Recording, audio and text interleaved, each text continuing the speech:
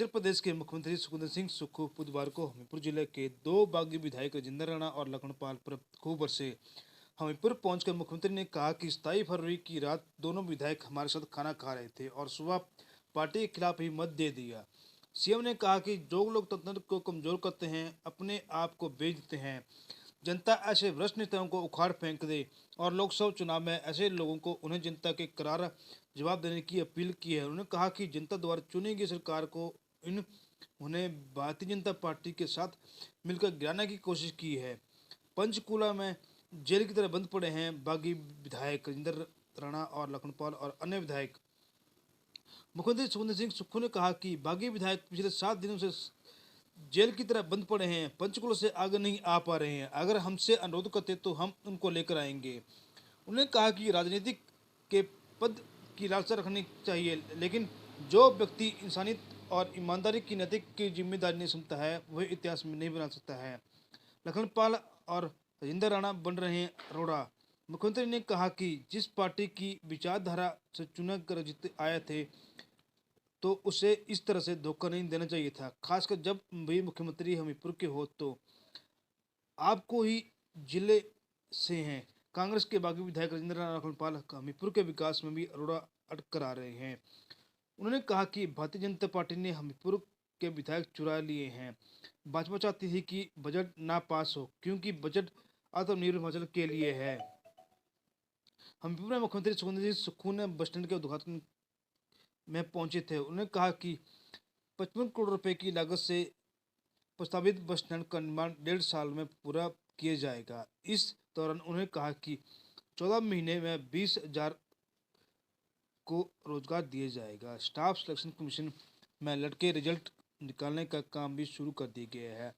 राज्य चयन आयोग में भर्ती का प्रोसेस भी शुरू हो गया है। ओपीएस के बदले में केंद्र से बजट लाने का काम जल्दी शुरू किया जाएगा।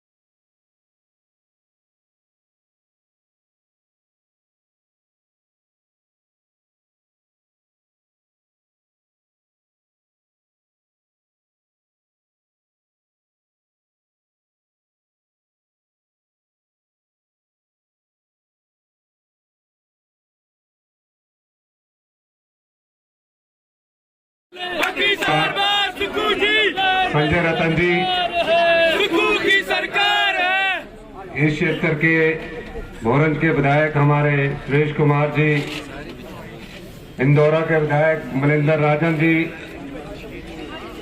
कांगड़ा कोऑपरेटिव बैंक के चेयरमैन कुलदीप सिंह पठानिया जी ग्राम है और 3 जगह जहां कार्यक्रम है मेरे को अभी वहां 12:30 बजे देरा में जाना है।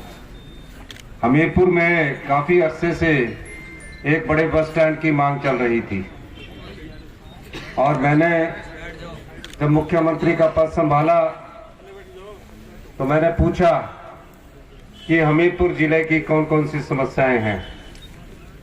एक विस्तृत योजना उस समय जो के विधायक थे उन सब के साथ मिलकर मैंने बनाई।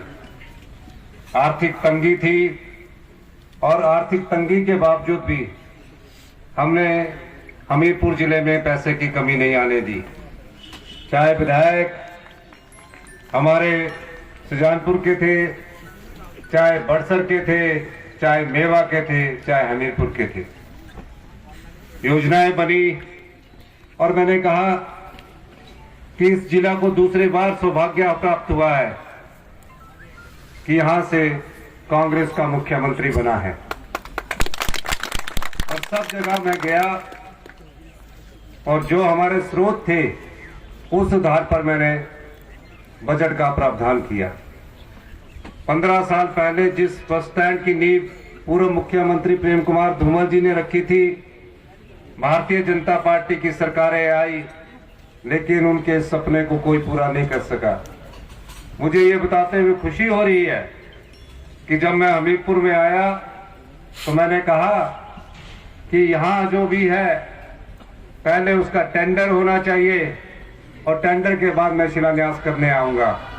और आज 55 करोड़ रुपए का ये टेंडर हो चुका है और ये बस स्टैंड 1 साल में बनकर तैयार होगा। हमीरपुर क्षेत्र में कितनी भी सड़कें हैं उनको कैसे डबल लेन किया जाए, योजना को आकार दिया गया और उस आधार पर मैंने उनको कार्य शुरू किया। मैं ये बात इसलिए कह रहा हूं, सुजानपुर में टोनी देवी का कॉलेज था, सुजानपुर में सिविल हॉस्पिटल का अपग्रेडेशन करने की बात थी और हमीरपुर की जनता की जो आकांक्षाएं थी उसको पूरा करने का दायित्व मेरे कंधों पर था और वहां के स्थानीय विधायकों पर भी था। मैं उनके बारे में कोई ज्यादा चर्चा नहीं करना चाहता, लेकिन 27 तारीख को जब बजट प्रस्तुत किया जा रहा था